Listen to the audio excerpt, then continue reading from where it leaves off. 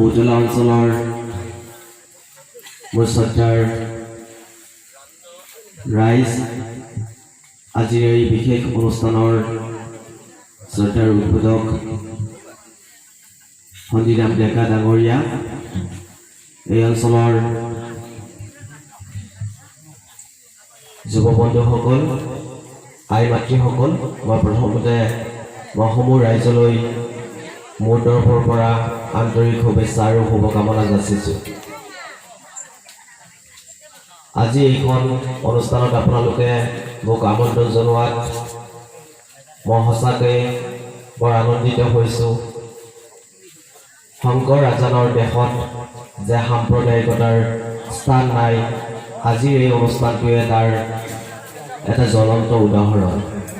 কাৰণ আপোনালোকে জানে মই এজন মুছলমান সম্প্ৰদায়ৰ ল'ৰা, আৰু আজি আপোনালোকৰ এই অনুষ্ঠানত আপোনালোকে প্ৰমাণ কৰি দিছে যে অসমত তথা আমাৰ এই অঞ্চলত হিন্দু মুছলিমৰ ভাতৃত্ববোধ সদায় আছে, সদায় থাকিব। এয়াই তাৰ এটি জ্বলন্ত উদাহৰণ। কিছুমান ব্যক্তিয়ে ৰাজনৈতিক লাভৰ বাবে, ৰাজনৈতিক স্বাৰ্থৰ বাবে আমাৰ দেশখনক বিভাজন কৰি আছে। হয়, আপোনালোকে গম পায়, কিছুদিন পূৰ্বে এজন নিকৃষ্ট মানসিকতাৰ ব্যক্তিয়ে পবিত্ৰ এটা ধৰ্মগ্ৰন্থৰ ওপৰত তেওঁ বিৰূপ মন্তব্য কৰি কিতাপ লিখি ওলাইছে।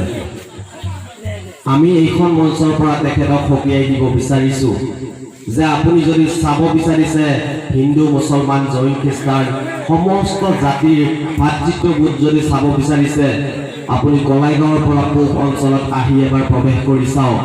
আমাৰ মাজত যি ভাতৃত্ববোধ সেয়া দেখি আপুনি হয়তো ভয় পাব পাৰে।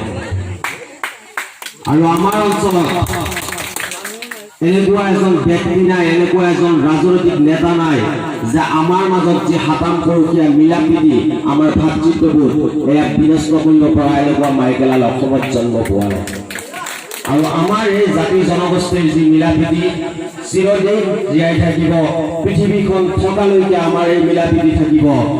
এয়া তাৰ প্ৰমাণ আজিৰ এই বিশেষ অনুষ্ঠানটো এজন মুছলমান সম্প্ৰদায়ৰ ল'ৰাক আপোনালোকে মুখ্য অতিথি হিচাপে আপোনালোকে বিচাৰিছে। আৰু আমাৰো মুছলমানসকলৰো পবিত্ৰ ঈদত যদি হিন্দু ধৰ্মাৱলম্বী লোকসকল নাযায়, তেতিয়াহ'লে ঈদ পালন কৰা আমাৰ নহয়। এয়াই তাৰ উদাহৰণ।